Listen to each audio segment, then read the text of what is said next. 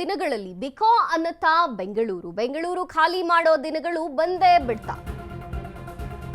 ಏನಾಗಬಹುದು ಮತ್ತೆ ಬೆಂಗಳೂರಲ್ಲಿ ಕೆಲವೇ ತಿಂಗಳಲ್ಲಿ ಬಿಕೋ ಅನ್ನತಾ ಬೆಂಗಳೂರು ಖಾಲಿ ಮಾಡೋ ದಿನಗಳು ಬರ್ತಾ. ಯಾಕೆ ಕೊರೋನಾ ವೇಳೆ ಊರು ಬಿಟ್ಟಂತೆ ಎಲ್ಲರೂ ಖಾಲಿ ಮಾಡುವಂತ ಪರಿಸ್ಥಿತಿ ಏನಾದ್ರು ಉಂಟಾಗುತ್ತಾ ಅಂತ ಬೆಂಗಳೂರು ಸೇರಿದಂತೆ ಐಟಿ ನಗರಗಳಿಗೆ ಈಗ ಬಿಗ್ ಶಾಕ್.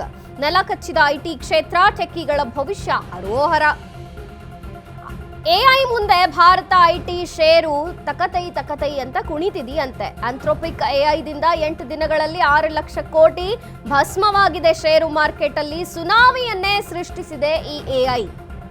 ಬೆಂಗಳೂರು ಐಟಿ ಉದ್ಯಮದ ಭವಿಷ್ಯ ಅಯೋಮಯವಾಗುತ್ತಂತೆ. ಬೆಂಗಳೂರು ಐಟಿ ಸಾಮ್ರಾಜ್ಯಕ್ಕೆ ಕೃತಕ ಬುದ್ಧಿಮತ್ತೆಯ ಕಂಟಕ ಈಗ ಎದುರಾಗಿದೆ.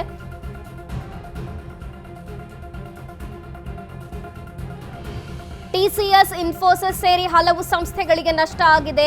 ಎಐನಿಂದ ಹೂಡಿಕೆದಾರರು 6 ಲಕ್ಷ ಕೋಟಿ ರೂಪಾಯಿ ಧೂಳೀಪಟವಾಗಿದೆ. ಎಐ ಪ್ರಭಾವದಿಂದ ದೊಡ್ಡ ಮಟ್ಟದ ಉದ್ಯೋಗ ಕಡಿತಗೊಂಡಿರುವಂತದ್ದು. ಕೆಲವೇ ದಿನಗಳಲ್ಲೂ ಟೆಕ್ಕಿಗಳಿಗೂ ಕೂಡ ಉದ್ಯೋಗಕ್ಕೆ ಕತ್ತರಿ ಬೀಳತ್ತಂತೆ. ಏನಾಗಬಹುದು ಹಂಗಾದ್ರೆ ಅಂತ. ಯಾಕಂದ್ರೆ ಬೆಂಗಳೂರು ಹೆಸರಾಗಿರೋದೇ ಐಟಿ ಕ್ಷೇತ್ರ, ಐಟಿ ನಗರ ಅಂತ. ಈಗ ಐಟಿಗೆ ಕುತ್ತು ಬಂದ್ರೆ ಬೆಂಗಳೂರು ಖಾಲಿಯಾಗಿ ಬಿಡತ್ತಾ? ಬೆಂಗಳೂರು ಖಾಲಿ ಮಾಡೋ ದಿನ ಬಂದೇ ಬಿಡ್ತಾ? ಕೊರೋನಾ ವೇಳೆ ಊರು ಬಿಟ್ಟಂತೆ ಈಗ ಜನ ಖಾಲಿ ಮಾಡ್ತಾರಾ ಬೆಂಗಳೂರನ್ನ? ಬೆಂಗಳೂರು ಸೇರಿದಂತೆ ಅನೇಕ ಐಟಿ ನಗರಗಳಿಗೆ ಈಗ ಇದು ಬಿಗ್ ಶಾಕ್. ನೆಲ ಕಚ್ಚಿದೆ ಐಟಿ ಕ್ಷೇತ್ರ, ಟೆಕ್ಕಿಗಳ ಭವಿಷ್ಯ ಮುಂದೇನು ಹರೋಹರ. ಎಐ ಮುಂದೆ ಭಾರತದ ಐಟಿ ಷೇರು ಕುಣಿತಾ ಇದೆ ತಕತೈ ಅಂತ. ಆಂಥ್ರೋಪಿಕ್ ಎಐದಿಂದ 8 ದಿನಗಳಲ್ಲಿ 6 ಲಕ್ಷ ಕೋಟಿ ಭಸ್ಮವಾಗಿರುವಂಥದ್ದು. ಶೇರ್ ಮಾರ್ಕೆಟ್ನಲ್ಲಿ ಸುನಾಮಿಯನ್ನೇ ಸೃಷ್ಟಿಸಿದೆ ಈ ಎಐ. ಐಟಿ ಕಂಪನಿಯ ಷೇರು ಕಂಪಿಸ್ತಿದೆ. ಹೇಗೆ ಅಂತ ನಾವು ಸ್ಕ್ರೀನ್ ಮೇಲೆ ತೋರಿಸ್ತಿದ್ದೇವೆ.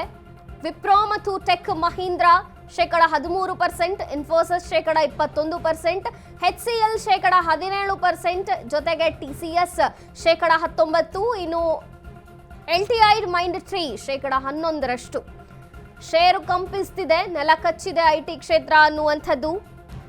ಎಐನಿಂದ 8 ದಿನಗಳಲ್ಲಿ 6 ಲಕ್ಷ ಕೋಟಿ ರೂಪಾಯಿ ಈಗ ಭಸ್ಮವಾಗಿರುವಂಥದ್ದು, ಕಳೆದುಕೊಂಡಿರುವಂಥದ್ದು. ಶೇರ್ ಮಾರ್ಕೆಟ್ನಲ್ಲಿ ಹೂಡಿಕೆ ಮಾಡಿದಂಥವರು ಈಗ ಹೂಡಿಕೆದಾರರು ಸುಮಾರು 6 ಲಕ್ಷ ಕೋಟಿಯಷ್ಟು